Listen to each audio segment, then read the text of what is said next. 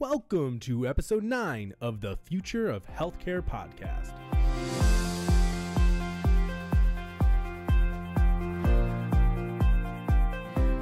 So, action, awesome.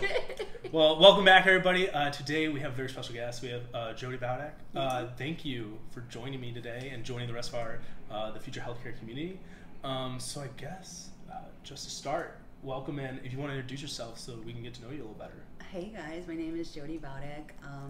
I've been teaching for decades, and I just find the human body and the mind fascinating. And if you can take and wrap the mental, the physical, and the spiritual all together, I mean, just think about what breakthroughs you can have in your life. So I own a couple yoga studios. One I have in Shorewood, Illinois. Our hometown. Oh, yeah. Another one I have up here in Chicago, our new hometown. Mm-hmm. And then I have a production company and a show called Dr. Jim and Jody, which I met a gentleman from a book signing I had. So once you step into this arena, you have no idea what doors are going to start opening, and so I'm so proud of you for doing this. Thanks. It's really cool. Well, I do want to ask, because it's amazing, like all these different things that you're in between like yoga, meditation, you're an author, and all these things. How did you get started in this field, and what was kind of that motivation behind it? Truth? Yeah. I was being bullied when I was little, and my mom, God love her, she's so sweet. Honey, just kill him with kindness. My dad kicked their booty once, and that's all you need. So I was an only child, and so these kids in my neighborhood and in our building actually were bullying me, and my dad was like, I'm going to take you to judo and karate. And, so he was already into that. And so, and my parents were divorced at the time. And so I would always go to his things with him. Mm-hmm. And then we would, spar at home and play, and he was like, he literally in a loving way just threw me on the mat in front of this whole class of kids. And he said, teach what I've been teaching you. And I'm like, okay. And that was it. Like that, literally, that's what started me on this journey when I was 5 years old from somebody bullying me. Wow. And the crazy thing about that is, now let's fast forward. The two of the people that were bullying me really, really bad. And this is why I go into the whole mindset of things all the time. Is that I'll probably cry telling you this. The person that was really doing it, in her mind, her parents had the same name as my parents, but when her mom and dad divorced, her dad just left, and my dad and my mom are best friends, and my dad, I'm like his world. So my dad was, there. I mean, still stop by every single day, regardless of my parents living together or not. So she, in her mind, she thought if she could get me out of the way, then my dad could be her dad. Mm-hmm. And she went through a lot of therapy, and I ran into her several years later, and she was like, hey, can we talk? I was like, no. And she was like, no, really, I need to apologize to you. And I was like, and then when she explained, that she realized that from her therapy as to why she was so mean, not just to me, but to several other people, mm-hmm. we have a beautiful friendship now. Wow. And, so in a child's mind, they made up this story and this scenario. So let's take it into the meditation part of that now. We tell ourselves a lot of BS stories. And so if we can just really just get quiet and strip away as to why those stories are being told, a lot of times we make a label on ourselves from something that was told us before we were even 7 years old.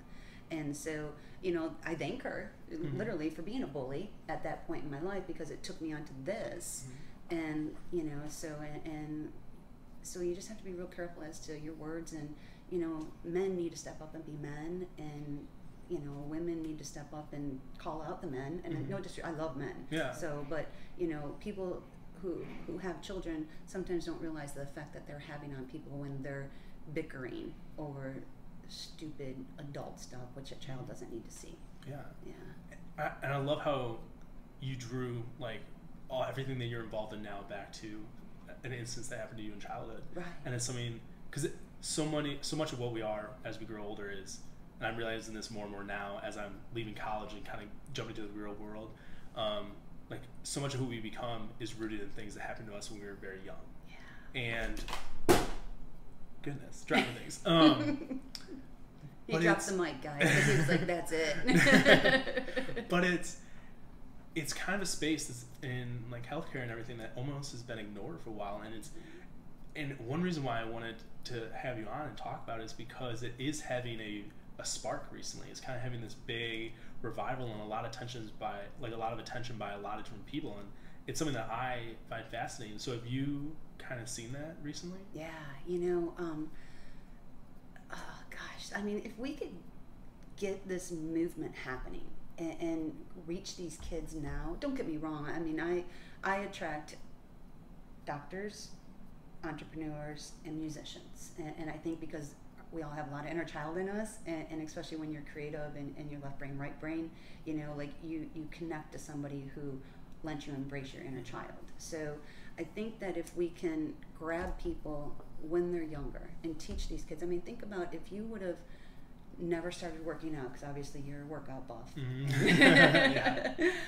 What would you have done with your stress? Like, where would you have taken it to, So if we can teach them skills now and teach them that other people's deflections and projections are not theirs, look at what we could do with the world, Yeah, it's so, I just want to grab these kids, I went back for a very, very long time. I would go back to the high school that I taught at, and where it is. It's not the greatest area, and it was really interesting. I was teaching a class one day, and I just loved it. I would get hired in all the time to come and teach, and I taught a yoga class, and then I did meditation at the end. And this little girl came up to me at the end, and I just, sorry, it's just so awesome. She came up to me and she was crying, and I was like, honey, what's the matter? She goes, nobody ever told me I was good enough. Nobody ever told me that I could have anything in the world. You are the first person. And I was like, no, that's not true. I know these teachers here, they'll say that to you. She's like, no, they just they know where I am and where I come from. And I'm like, oh, no, and I gave her all kinds of resources. And then I went to the office and I was talking about the little girl, and they were telling me her history. And I was like, wow. So the cool thing is, let's fast forward. I run into her and she's like, you were my yoga teacher. And I was like, what? She's like, thank you, because this is who I am now. And I was like, what? I mean, you don't realize who you're touching with your words, know? So the studio to me is nothing more than a front. I'm going to be honest with you. Working out is something back in, gosh, I'm going to say 88, I was living in West Palm Beach, Florida, and Cher, she amazing Cher, and I was working out next to her, and everybody would always make a big deal of who she was, and I just thought she was super cool, and she could sing, and I loved her voice, and so I'd work out next to her, but not make her a celebrity, and just, hey, how are you? And then one day, this is me, because I'm her age now, and I says to her, so how do you look like that at your age? Like, that's amazing. And and it was 5:30 in the morning, and she says, do you brush your teeth every day? I was like, oh, yes. And she's like, that's just it. Working out to me is like brushing my teeth. It's just something that you do every day. And I'm like, wow. And then your mom saw her on some award show just not too long ago, and she was like, do you know that Cher can do like a 3 or a 5 minute plank? And I'm like, yes, and so it was just taking it into the mindset that you have to work out. And then when you start working out every day, something happens. I mean, you can ask any of your friends. In your brain, something just flips. Yeah, I know for myself, that's a connection I drew like a long time ago. Like, I have almost religiously for the past few years been working out consistently in the morning. Like, I will wake up and the first thing I'll do is go to the gym.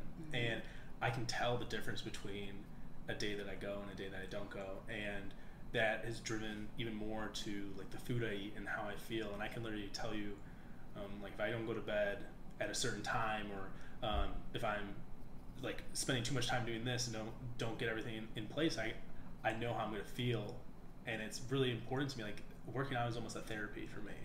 And like, I never even thought about it that way until like other people stress it. Like Arnold Schwarzenegger used to talk about how he used it at like for a little bit meditated and focused on like his breathing when he was working out, and then soon it became second nature to him, just that working out became his meditation and was like his focus, and really drove him through his career. And it's amazing how like I feel like we become so out of tune with those things we need in our life. And I guarantee all the amazing people that you help them retouch with that.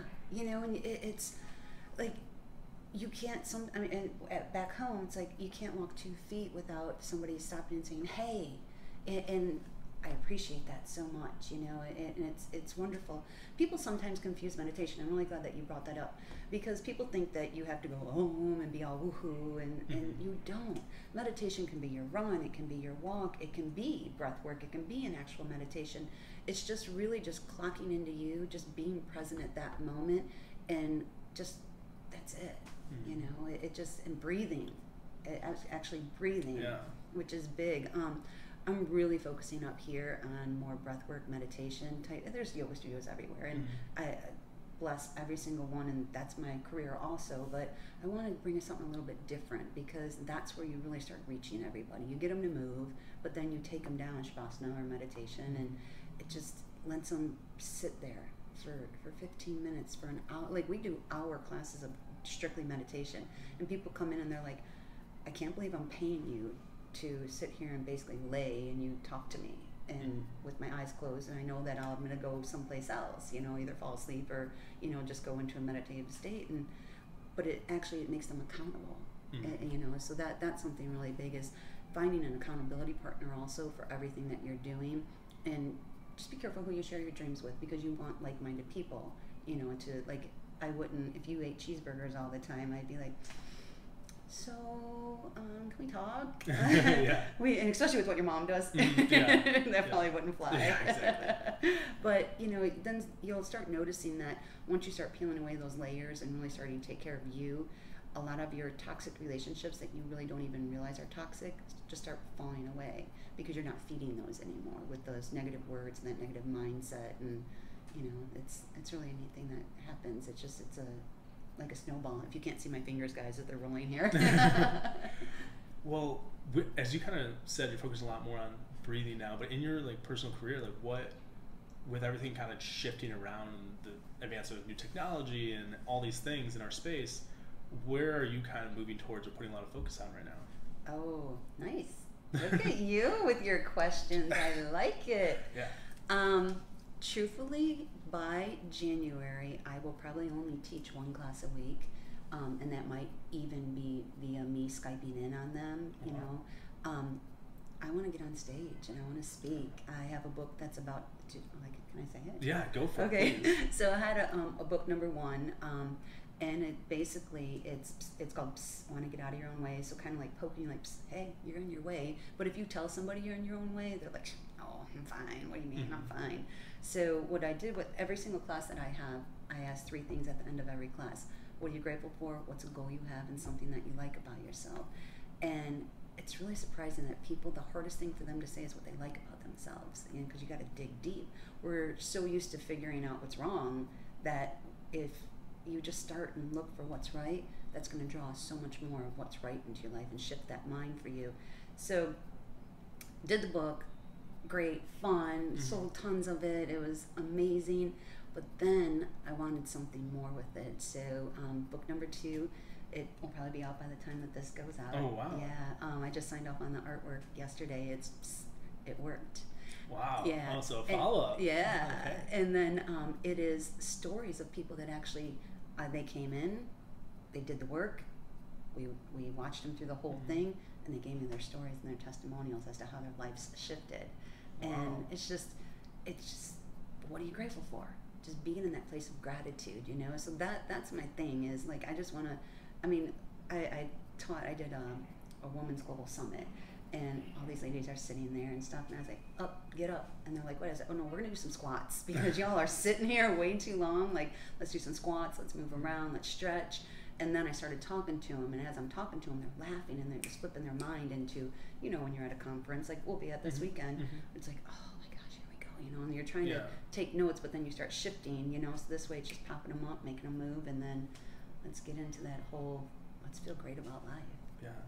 So through the process of writing those 2 books, and I like how they're kind of a continuation, how the second one's a continuation of the first, but what have you learned about, like, either yourself or kind of the field that you've been working in for so long during that writing process and during that process of publishing those 2? it's my plan is so different than God's plan. So let me just throw that out there. I was fine with the studio. Like, Shorewood, and I'm cool, and then, you know, I'm in LA all the time, so I'll just hang out there and pop in, take some classes or teach some classes, and oh, no. So that, you know, I mean, I always had a vision and a dream that I would be something else, you know, but we get real complacent as to who we are, you know, and I was very comfortable in what I was doing, and I just kept getting pushed more into the limelight of things, and I'm like, okay, I'll do it, you know. So I just surrendered to everything that was showing up in front of me. And that's one thing I really love about meditation is I'm big on prayer and big on your conversations with, you know, God or your higher being. I don't, you know, want to offend anybody, but I believe in God. So when you meditate, you allow yourself to be still enough so you receive your answers. Because a lot of times we just pray and then we move on. But if you meditate, you're quiet and you're still, and then you're like, oh, but you're also detached from the emotion of it at that moment, so then it becomes crystal clear. Kind of like if you had a friend that was doing something that you know they shouldn't be doing, and you tell them, they get defensive. But if they get real quiet, detach emotionally from it, you can see perfectly because you're not emotionally attached to it.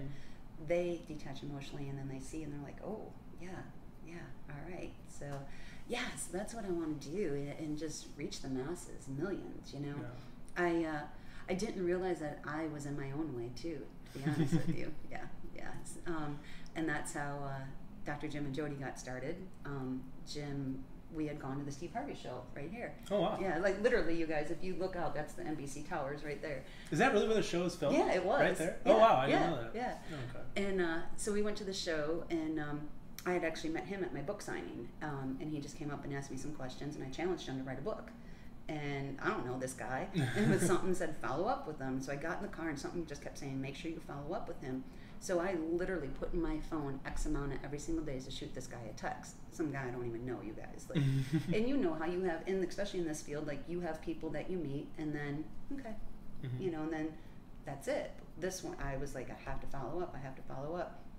So anyway, we developed this friendship, and we were at the Steve Harvey show, and we leave, and later on that night he was like, we need to do our own show. And I'm a lone ranger, you guys. Like, I don't partner with anybody. I do my own thing. And I was like, I wasn't allowing, I was so used to being by myself and doing what I wanted to do, I wasn't allowing myself to be supported. And then once that, like, curtain came up, and I'm like, wow, like, we're interviewing Lisa Nichols tonight. I mean, how amazing is that, you know? It's incredible. Yeah. Dr. Demartini, we got to interview him. I can't say who one of our other interviews is, but he is one of the biggest authors out there.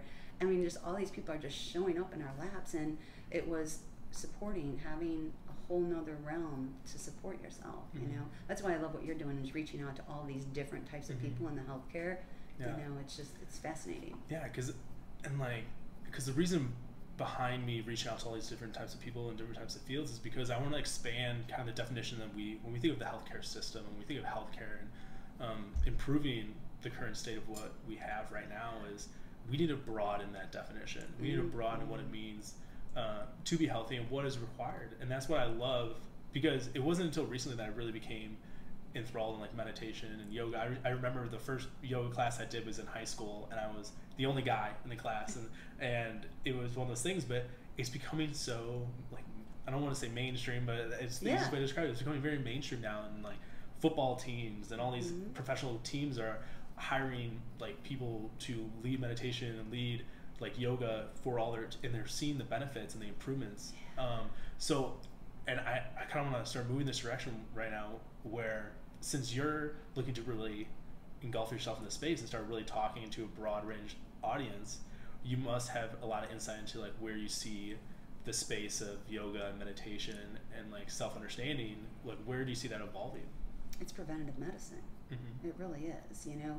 So this is what and I'm not dissing the medical field, and that's not what I'm doing, but let's have some preventative medicine, and let's start paying for that kind of stuff, you know, with your health insurance and all that other stuff, because if rather than fixing the problem, let's prevent the problem from even happening, you know.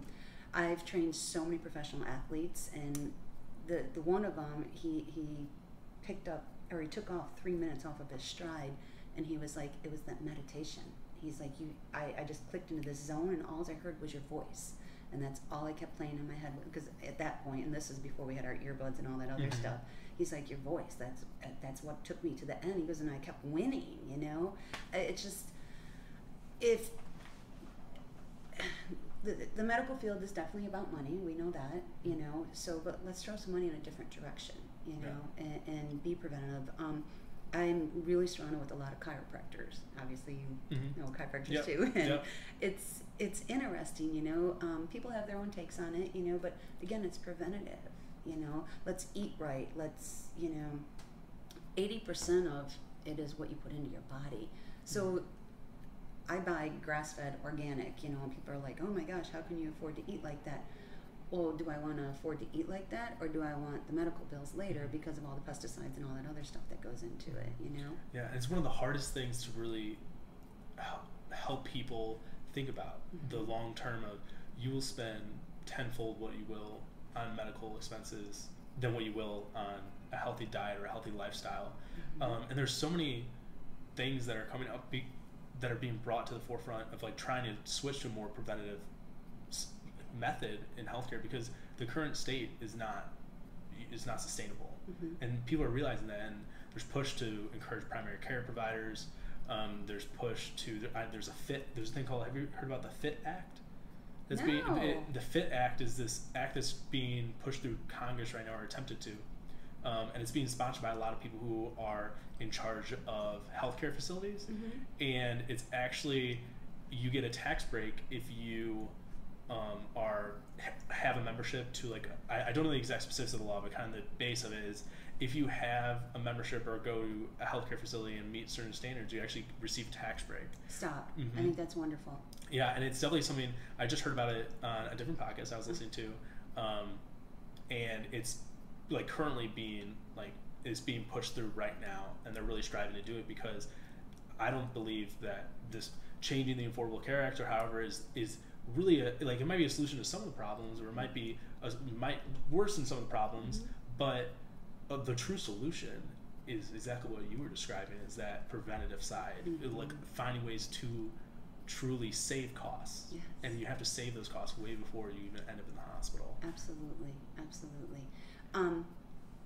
Well, so I have several clients that can more than afford me, and I have several clients that can't afford me. And, you know, so we adjust and we do what we have to do, because you always have to give back.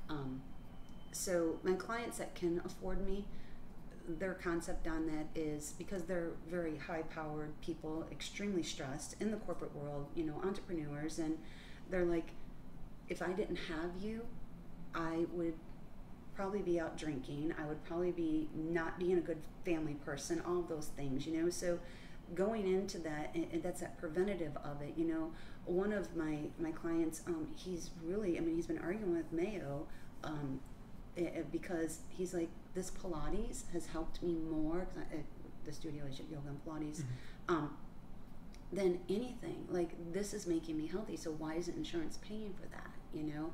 And then my clients that can afford me, well, let's work something out. You know, there always has to be an energy exchange. So the ones that can afford, then, you know what, you do something, or you go do something for the community to give back for what you're giving. So it always has to be that circle of things. But if in the industry, or the medical industry, I guess it would be the healthcare industry, if they could understand that if you give a little bit here, and I'm not talking about your $10,000 a plate dinner, that's not what I'm talking about.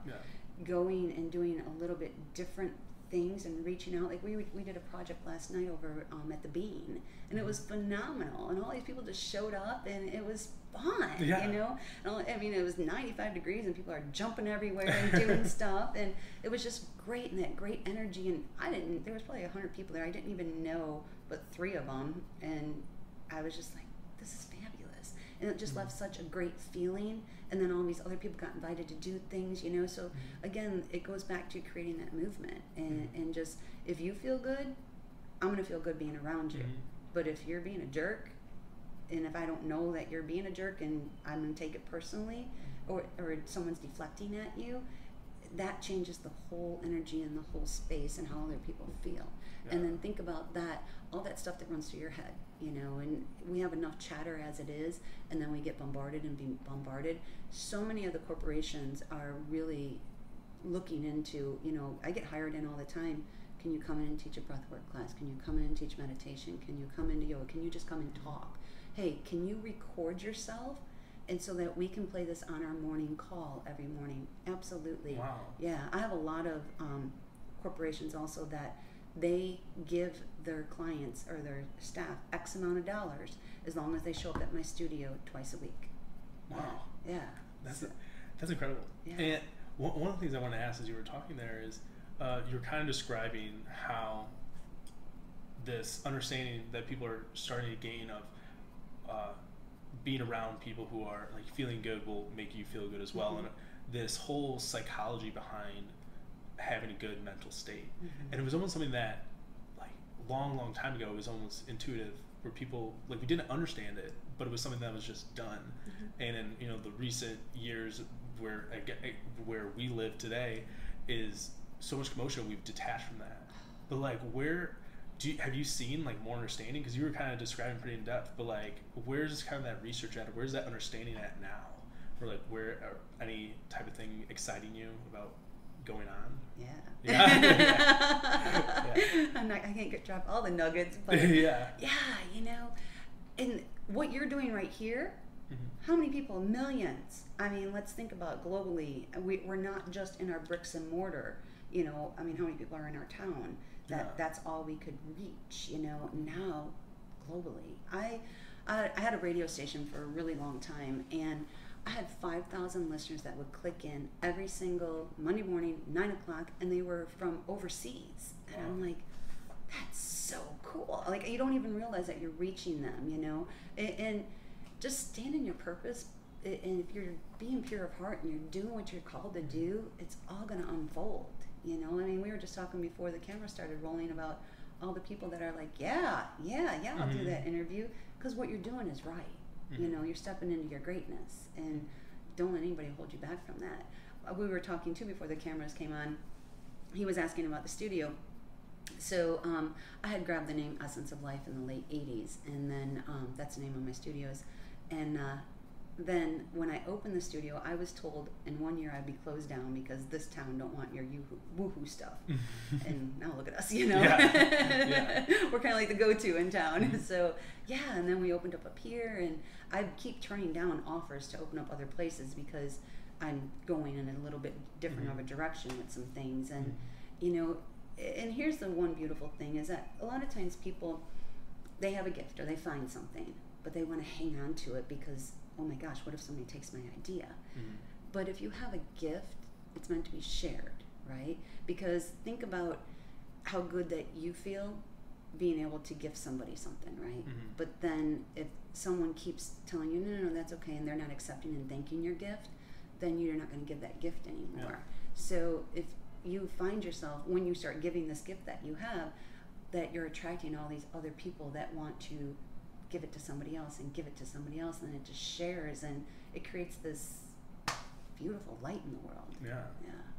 No, I mean, it's exciting, and like it's amazing how, as you were kind of describing, when I started this podcast and I started reaching out to people, how excited they were about it, and they're like, this is awesome. Like, this is awesome. Like, people are thinking about it. And it's like there's so many motivations behind doing it, but one of them was just I just wanted to, because I'm not coming in as an expert or a person that actually understands. I'm just a person asking the questions because I'm motivated to bring up these topics and bring up these questions in order to kind of start hopefully instilling change, or at least sparking something in somebody's mind that maybe they'll think about and make them think differently to kind of improve some of these things we're talking about and start, you know, thinking about meditation, thinking about the importance of Pilates and yoga and how that can change them. And like something for me that I've realized is like women really lead the change in culture a lot of the times, and how accepted it was by, like, meditation and yoga was accepted by women for so long, and now it's finally breaking into the more like masculine culture, the more like a lot more men are doing it, and that's when I was like, this is really powerful. And then there's people today, like there's so much financial investment being put into apps like Headspace. I think there's another one like like think, breathe, like there's another one, Yeah. and there's like so much investment going into it, and a lot of people are saying that's it's gonna be the next big like outbreak where like meditation is just gonna be everywhere, and mindfulness, because of this 100% connectivity that we have. Like I can text somebody in Spain right now, like if I want to, but soon we're gonna start reconnecting more with ourselves. Yeah. And that's not selfish. No. Like if you aren't connected to you, they kind of like think about your car. Do you have a car? Yep. Yeah. Okay. Well, in Chicago, most people don't have cars. That's why I'm asking. Yeah. If you don't fuel your car, it's going to die off on the side of the road. So your meditation, your exercise, all of that's refueling you so that you can be the best version, highest, capacity that you can give out energy to somebody else. It's a nice headspace to be in. Yeah, and that's an interesting comment that you said, because I remember in high school, there's a teacher who one of his kind of things used to be like God. It was always God first, others second, myself third, or something like that. That was kind of like the saying, and I got what he meant by that. Like that's very important in like your spiritual life to have that mindset. But when I would think about it, sometimes I'm like, how am I supposed to like love and praise God? How am I supposed to give myself for others if I don't pay attention to myself and the betterment of myself? And that's something that I've been reflecting on a lot recently through kind of the end of my college career into where I'm going now. It's a lot of times people, like friends of mine, are going out and doing things, and I'll focus, like take a second back to stay at home and do personal things. And partially because I'm a little bit more I'm outgoing, but I'm also a little bit more introverted. But it's like I have so much opportunity right now that if I really want to achieve what I want to do and make an impact, I really need to focus on these. I have amazing opportunities. I'm blessed with a lot of privilege and a lot of like great chances, and I'm like, it is my duty to take advantage of those things and to connect to myself. And if I'm not connected to my like inner mindset and understand my emotions and other people's emotions, like I really can't serve the way I'm supposed to serve. You just nailed it on the head there. It really. And so the other part that goes with that is a lot of times we're so busy searching for someone else to fulfill. Everything you need is right inside of you. Just pray. It'll be shown right in front of you. But, like I have a lot of friends that are on their phones all the time. Put your phone down. Just be here with me right now. Like how blessed you are to be able to be in that moment with somebody instead of being in your phone searching to find something that it's really right in front of you. Yeah. One of the most powerful experiences I had was I did a silent retreat through my university, because it's a Jesuit university, and there's St. Ignatius of Loyola actually kind of was almost sometimes referred to as the founder of psychology. And he had these things called the spiritual exercises. I don't know if you heard about them before, but part of it is like it's this silent like meditation that Jesuit priests do. And we did like a little micro one. It was like a 4-day silent retreat, and so much of it all I did was like meditate. And it was one of the most powerful experiences, just being there in silence. There was like some talking or like speeches that were given to us, but just sitting there in silence for so long, no phone. It was one of the most like pivotal experiences that I had, and this was just like over Christmas, and it was That's cool. It was amazing, and it's something that I wish we had more of. Yeah, I would love for the school system, especially these inner city kids.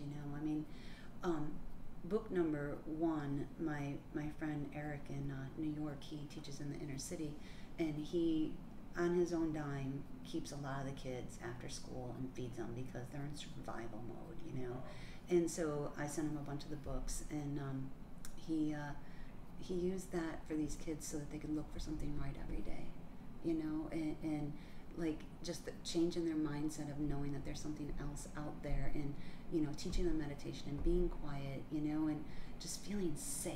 And I think that when you make that connection with yourself, you feel safe, and then you feel secure in order to move forward, and you get that confidence, and you get to do other things, and instead of out there partying with your friends. Don't get me wrong, I love to party. Yeah. But sometimes you have to say no in order to say yes to something else, and saying yes to you is more important than saying yes to other people. Yeah, and it's so hard because both, like you and I, we both kind of agree, we want to see this change in our like healthcare system and just society overall, but it's hard because so many of the people that hold the levers that could kind of make this change, they rely on quantitative things. And it's hard to sometimes quantify these things that give proof.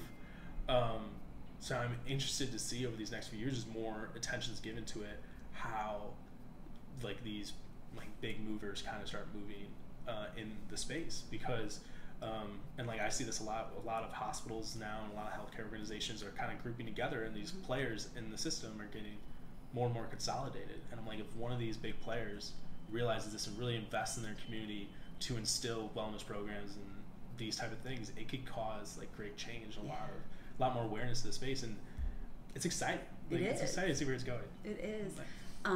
There's a hospital, I want to say early 90s, way south of us. Like, you would never even think that this hospital there would even promote something like that. And I would get hired to go down there and teach meditation and teach yoga. And then when the ladies were pregnant, I would sit with them and just talk to them while they were going to have, like, getting ready to go into labor. And, you know, they get all stressed, you know, it's a voice, you know, that sound. And I have a lot of clients that they have, while they're in labor, put in the CDs that, you know, I recorded for them, so that they can have that calmness, so that you're not getting that reaction because you're fearful, but you're just going within and figuring out. So, you know, they're creating life.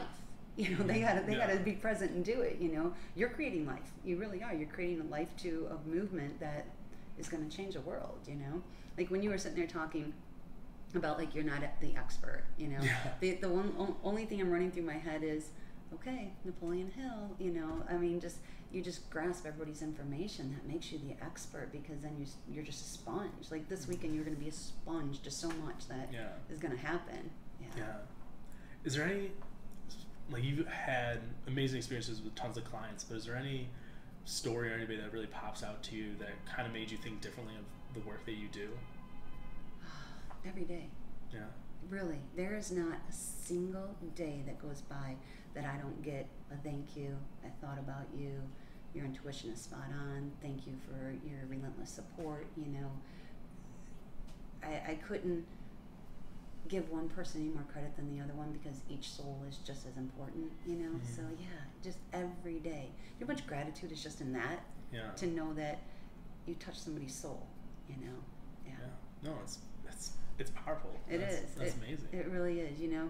And like last night, we were out a little too late. I was drinking water, and these people that we were out with, amazing people, and they're like, you know, they just came back from the West Coast, and they're like, we normally don't want to, like, we came home and we decided that we're only going to spend time with people that we really want to be with and that are doing really great things in the world. And then, so we called them to see if they wanted to go out to dinner with us, and she was like, we love being around you guys because what you're doing for the world, you know. And it's so, just when you start stepping into that, and then again your energy changes, it just starts drawing in other things into your life, you know. And then what you did today, 15 years from now, somebody's going to grab this podcast and listen to it, and you're going to be like, oh my gosh, we were in Chicago at the end, you know, like, you're going to be like, wow, I can't even remember I did that, you know. And it'll spark something. It sparks a movement. If you could change, like, if you had the power to change one thing about, like, the future of our healthcare system, like, if you totally just had all the levers in your hand and could change it, what would that be and why? Oh, that's a drop the mic question for real. Yeah. Mindset. I really, if you can teach people to know, as long as they're pure of heart, that you can accomplish anything, that'll change the world. You know, but there's the key word behind that: pure of heart. Not ego, not money driven, pure of heart. Everything else just falls into place with that. That's what I love to do. And because I think about, whenever I think kind of about that, what you said, in the healthcare space, there's a lot of burnout and a lot of difficulty with the providers and just the overall mental state. And it's interesting to think about, like, how can we help the people we're trying to serve if we're not totally in check and in tune with ourselves. And it's become a real problem recently. And I hear more and more about awful stories of the because like for myself, I know after I go through medical school, I go through residency, and they clock over 80 hours a week in the hospital. 80 hours are clocked, but they work almost 100 hours a week in the hospital with patients, and when they're not doing that, they are required to do more and more outside the hospital, and it's tough on these people. So these people who we were expecting to kind of serve us, to help us be healthier, are not always paying attention to themselves. And that mindset thing is important. Right, it is. And then I'm gonna open up a can of worms saying this one. So, you know, a lot of my doctor friends, insurance now doesn't cover a lot of things. You know, people choose who they're going to go to because of who their insurance covers.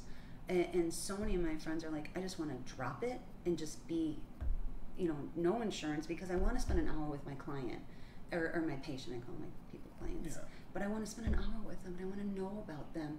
But we have to do this, and this is what the, you know, hospital says we have to do. And then the care isn't there, not only for your patient, but then not for yourself, because they're getting paid less to do, and they have $1 million in student loans. I mean, I know I'm over exaggerating, but all that loan. So then on the personal side, they're trying to get everything taken care of, plus they're trying to take care of the patients, and we need to find a balance in there and change the mindset of the ones who are choosing, because it's not about the money. It's not about the bottom line. It's about how you make someone feel. Yeah. You know, how many times have people been the miracle of being healed because of prayer, and then like they're sitting there and just someone had a conversation with them, you know, and it made them feel better. All of a sudden their health got better, you know, they started moving, they started walking, and, you know, to become the person that they really wanted to. And it was a mindset, you know. One of the things I always tell people is, if they're going into like you know how you get that negative self-talk or whatever, get up and move. And I don't mean you need to change your address, but walk outside, go for a walk, go in another room, you know, something. The first 45 minutes of the day, I don't turn on TV.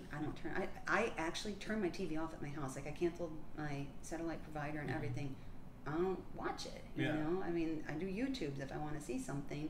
And my first 45 minutes, before my feet hit the floor, thank you, God, for the beyond blessed life you have given me, and you continue to give me.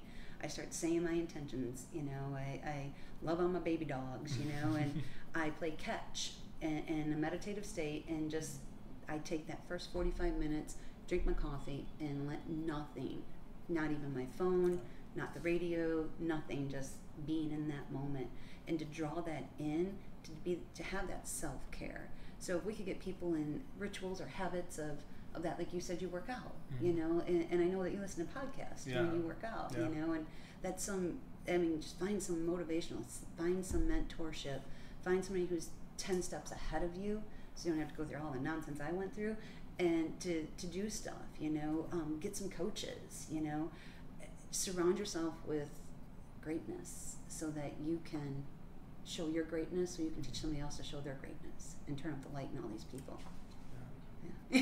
Your eyeballs are Sparky, and he's like, I got stuff. I mean that was powerful. Like, that was really powerful, and I don't even know where to go. That was it. Like, I feel like that's what we all need to start thinking about more. And like, it's definitely, and it's weird. Like, I'll admit, like, kind of what you stated is a big motivation behind me doing this. As much as I hope to just bring information, lots of great content for people to, like, lots of great information for people to take and digest. It's really like, I really hope to kind of change the mindset of these, like, future healthcare providers as we start coming up. We really need a different, like, nothing wrong with the current generation, but we need, like, a new generation of people who are strong mentally to really take on some of these woes that we have and are battling. And it's a big motivation thing for me. So the way you just described it, like, boom, done, like, that's it. Like, that's on my intentions list. So if you guys, like, you want to change your life, not only prayer and taking care of yourself and meditation and exercise and that, and doing something really good in the world, but set your intentions list. So write it out for 90 days every single morning, and because there is scientific fact, when you write, it goes, something starts happening. And now I have it in my phone, and I have 30 things, and it's crazy because I'm drawing all those things in, because that's what I'm thinking about. Like, the first thing I told you, thank you. The next thing is, how much money that I want to make, multiple revenue streams, because I want to have foundations. I want to, turn the light up in other people so that they can teach other people how to turn their light up. And then everybody feels great about themselves. And you just create this movement, and then it goes into a couple other things. And why not? Yeah. Why does making a list like that, like, why do you think that helps you? Because I'm ridiculously goal-oriented. Because that's a lot of things when people, I feel like the big thing people have against like mindfulness and meditation is like, how is that supposed to help me? It's not repetitive. Yeah. And, like, I understand it, but so many people reject it. Yeah. So what would you say to somebody who's rejecting like the benefit of these things that we believe in? Get out of your own way. Seriously, just get out of your own way. Be open to it. Just give you, like, this is when a person walks into the studio and, oh, I don't know, I can't do that. Don't tell me what you can't do, tell me what you can do. Let's start there, right? So if you can only breathe or meditate for 30 seconds, let's start there. Set your timer, boom, 30 seconds, you're done. What's that? You have to learn how to crawl before you can walk, or before you can run. And sometimes you have to relearn. So your life might shift and you might go into a different level of life, and all of a sudden all these other things come up. And so then let's do the work again. And we're always evolving and we're always learning, but get out of your own way. Yeah. I was thinking about this thing. I heard once as you were talking there about how, like, if you don't think you could do something, and it's literally, you just need to do like the smallest amount possible and start moving that direction. And the first time you don't do it, it's an excuse to not do it the next time.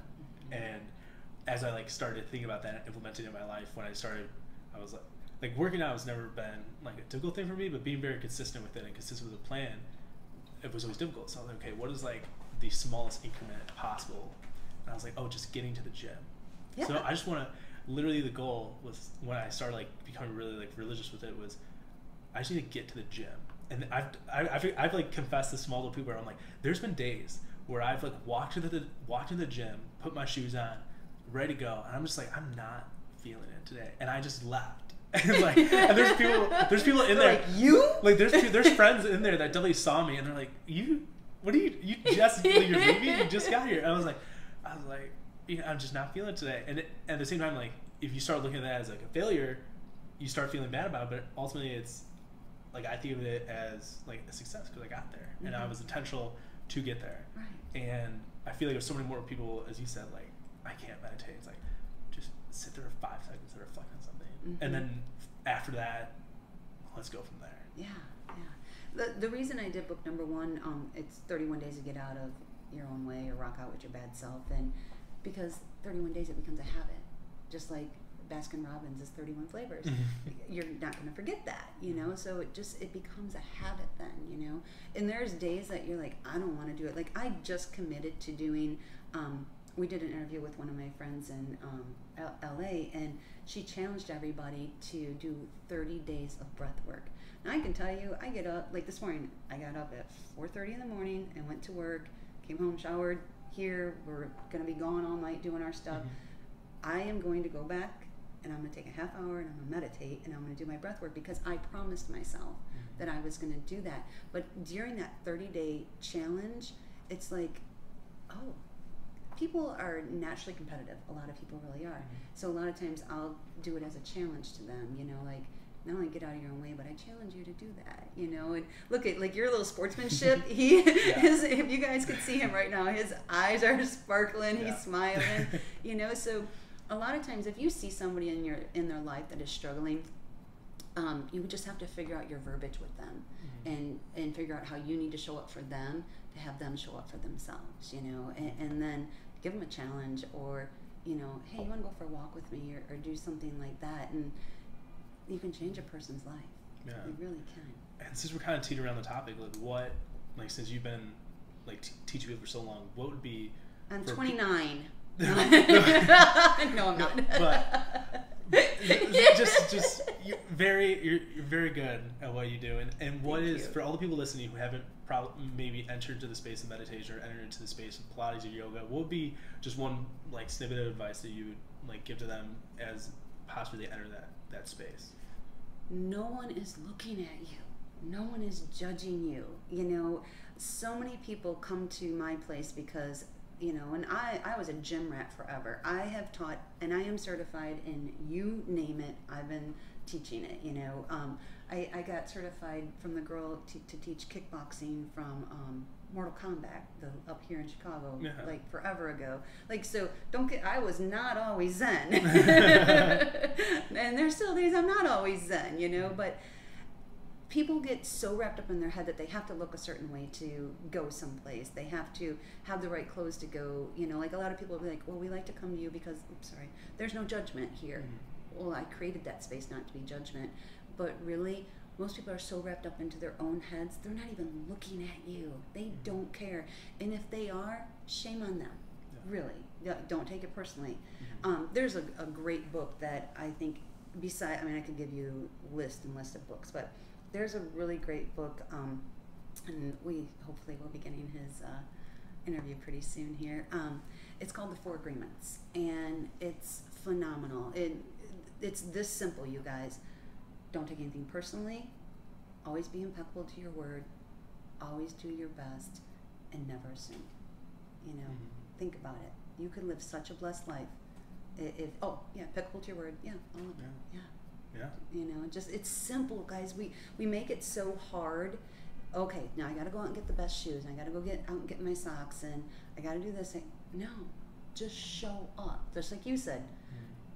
I drove to the gym, put my shoes on, I left, but I showed up. You know, and then you're going to show up better for yourself the next day. You know, I teach self-defense. I taught kickboxing. I taught spinning. You name it. I think I've taught it.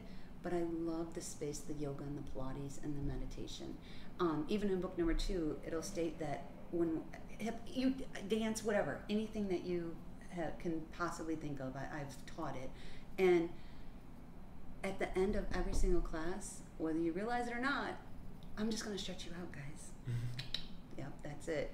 Oh, well, let me just talk to you. Let's set our intentions for this second. And then it's just gradually moving them into that, you know? So you don't have to don't go to the gym for 20 hours, you know?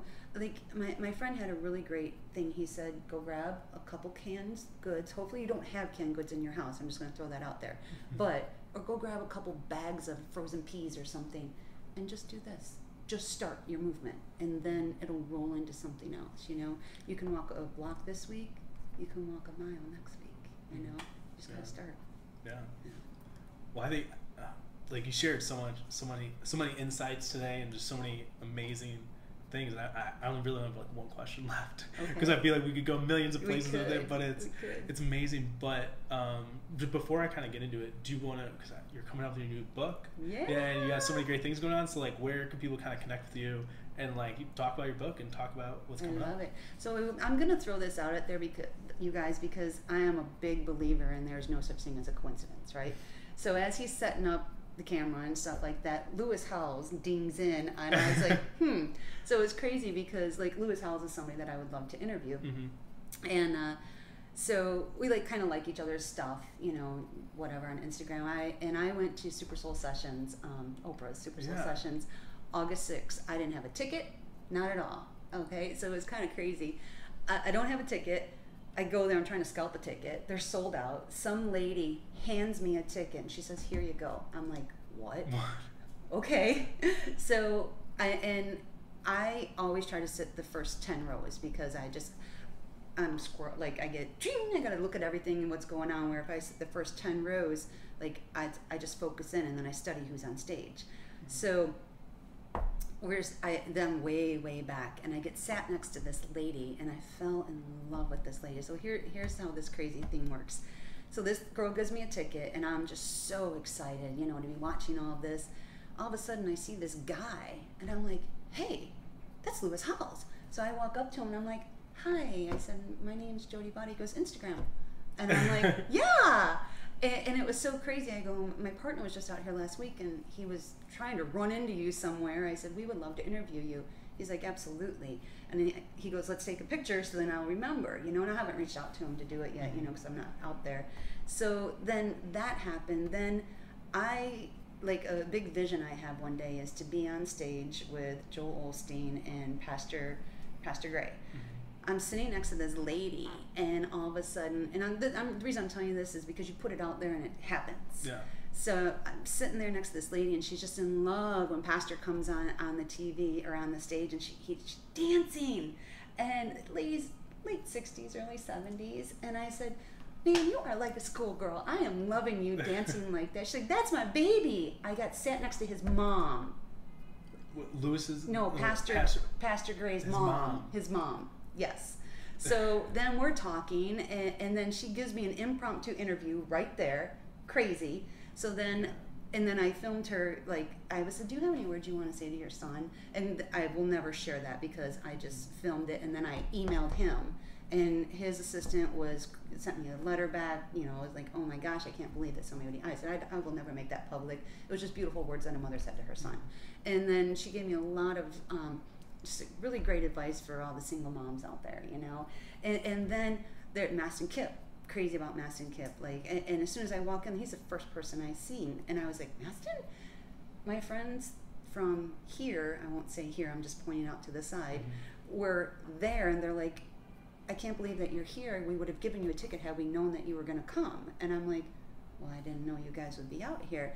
So all of this stuff starts going on. Gary Zuka sits next to me, and he looks at me, and I'm like, hi. He's like, yeah. And I was like, oh. And then all these other people Tony Robbins' wife was like, hey, Vegas. I'm like, yes. and I'm like, oh my gosh, they recognize me, you know? And then at the end, I went up by the stage, and I put my hand like this, and I sent a picture to Jim, and I was like, here's our future. And it was, you know, looking like Super Soul Sessions. All of a sudden, Oprah's main guy comes up, and he's like, hi. And I'm like, hi. And then he's like, that's a really cute picture, because he saw me taking in his phone, and we just chatted for a minute. And then he was like, I go, hey, great, I really appreciate what you're doing here. I really do. This was amazing. I go, but next year I'm going to see you on that stage. I'm going to be on that stage with you. And he looked at me, he goes, yeah. And I go, Jodie Baudek's my name. And he's like, I know. And I was like, oh, you know? So my point is, guys, you don't know who's watching you. Like, you have no idea who's paying attention to you. Eckhart Tolle, Rhonda Bynes, like all of these amazing people in this industry follow my stuff, like my stuff. And I'm like, wow, that's so cool. So you start off stepping into, like, what we talked about. You're starting to do this.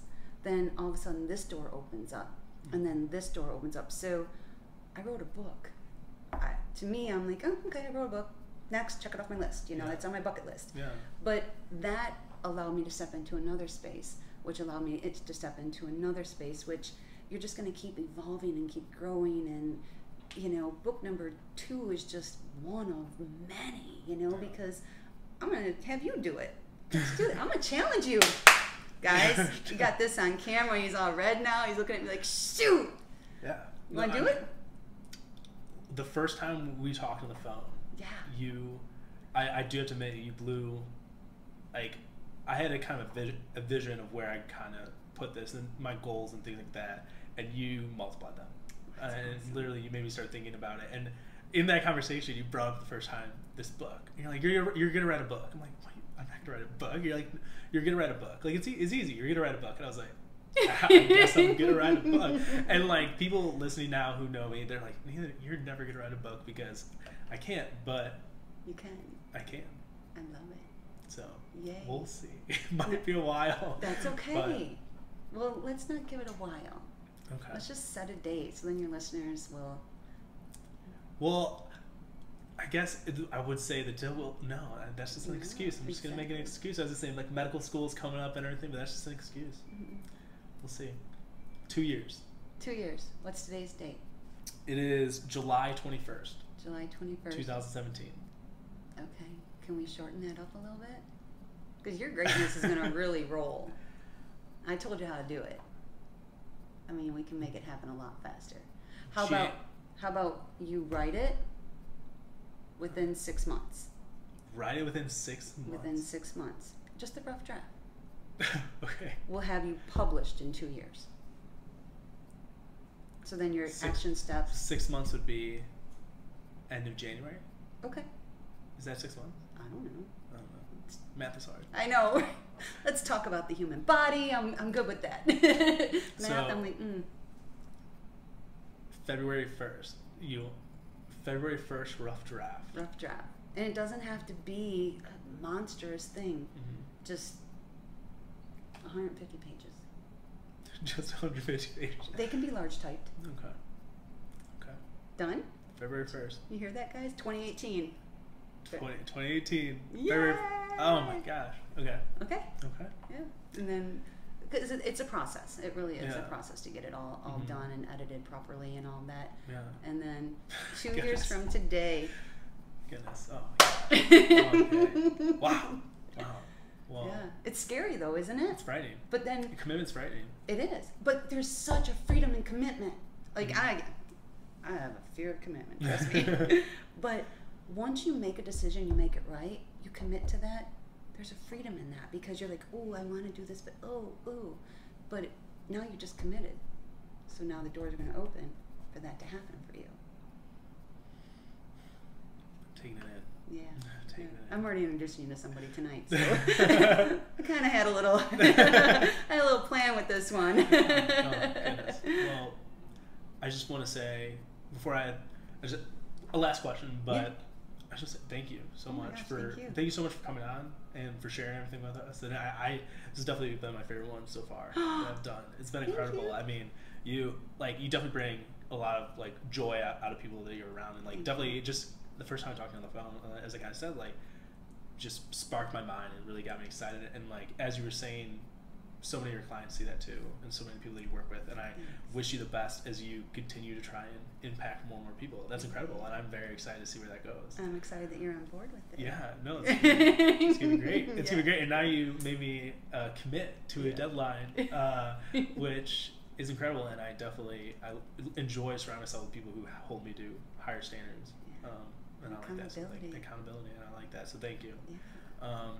And the last question it's a question I've been asking everybody, and it's something that we've touched on a lot. So you can take it in any direction you want, and something it's pretty short, but just with a lot of the people that I know are listening, and as they're getting to this space with working with people to achieve a better level, honestly a better life. I think of healthcare, and I think of health as the level of life that you live. And what is just from all the experiences, all the amazing people you've surrounded yourself with and been with and learned from, and all the people you've impacted, what is just some sort of advice or wish that you would, if you could speak directly to those people, that you would give to them? That's a good one. Have a conversation. Really. Seriously. Yeah. Have those hard conversations. Have them with yourself. Do a lot of self-reflection.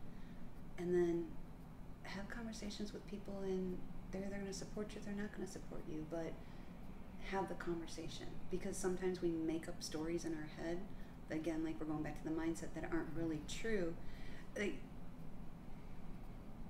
My sister is complete polar opposite of me. She's done one squat in her life, and because I took her to the gym with me, and she was like, "Sissy, really? Just let me go get a candy bar." But she sent me a thing the other day, this huge, beautiful, inspirational thing, and she said, "It made me think of you today, and it made me think of all your daily nuggets." And I was like, "You watch them?" She's like, "I watch everything that you do." I had no idea that she did. So in my mind, as just my little sister, obviously you know how you are with your little sister, you know, or is she older? She's older. She's older, yeah. You just, okay, whatever, that's my family, you know, because here's the one thing that I really, really learned. I don't care how spiritually enlightened you are, your family can trigger things in you. And so that's where you really need to start showing up at, is stepping back and having those difficult conversations with your family and letting them know. My mom does not understand my world at all. Again, my mom doesn't exercise either. And I was getting really upset with her because Steve Harvey gave me a quote from my book. I was on Oprah's Life class with Brett Michaels. I have all these beautiful opportunities. And I'm like, "Oh my God, Mom, but you don't understand." And she's like, "It's not my job to understand. It's my job to love you. That's all I got to do, and be proud of you." And I'm like, that simple conversation, it was hard for me to get upset with her and say, "You don't understand." But then her response came from such a loving place. So have those conversations with people but come from a loving space and not in a space of deflection or defense or aggressiveness, because really everybody just wants to be loved. Everybody wants to be validated, and they want to be understood. And if you can take yourself into that place all the time, that was a huge life lesson for me, and I'm pretty freaking evolved. So I was like, wow. So that made me show up really different. Started starting to have some hard conversations, and having conversations with people that hurt my feelings or did things at certain times, and I don't have them in my life anymore, and that's okay. I love them. It's just I don't surround myself with them anymore, you know, and just moved on to different things and made more space in my life to bring in other things. So have those beautiful conversations with people. Jodie, thank you. Thank you. Thank Bye, you. guys. It's been great. Yay. Well, there you go, everybody. I hope you loved the podcast and enjoyed it. If you did, make sure you leave a review, subscribe, share the podcast out to your friends. Don't forget, this is the last week to win one of the two $50 Amazon gift cards. If you're interested, leave a 5-star review, and I'll be selecting those and announcing those in the next podcast. Also, I did want to note again that the links to Jodie's books, her websites, and everything else that she does, the podcast, Dr. Jim and Jodie, is linked in the show notes and at the website, wearethefuturehealthcare.com.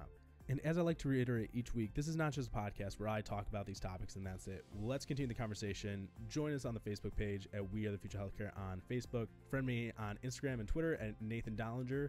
And let's continue this conversation. As this podcast continues to grow, we're going to get more and more of these conversations going. I hope to just spark thoughts and insights as we continue to improve this healthcare space.